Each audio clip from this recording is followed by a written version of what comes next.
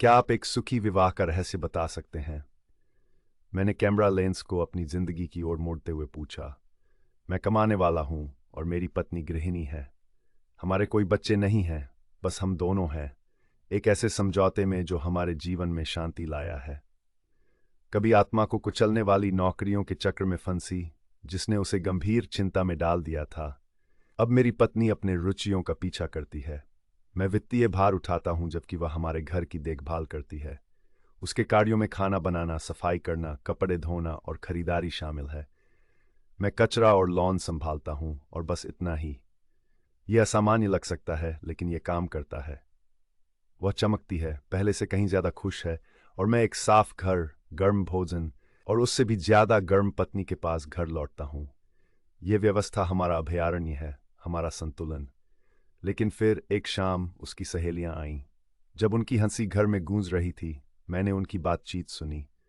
उन्होंने हमारे सेटअप को अनुचित, पुराना, जैसे फैसीत के दशक की कोई चीज बताया। उन्होंने मुझे आलसी कहकर फटकारा और मुझे अपनी जिम्मेदारियों से बचने का आरोप लगाया।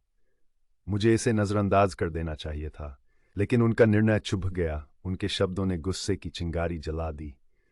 उन्होंने अपनी फटकार इस वाक्य के साथ समाप्त की, आप दोनों गंदगी करते हैं, तो उसे ही क्यों साफ करना चाहिए? मेरे होंठों पर एक जवाब आया, मेरी झुंझलाहट से प्रेरित, हमें दोनों को पैसे की जरूरत है, तो मुझे ही क्यों कमाना चाहिए? मैंने पलटकर कहा, सोचते हुए कि मैं हमारे समझौते का बचाव कर रहा था। लेकिन मैं बाहर आया तो पाया कि मेरी पत्नी आंसुओं में थी।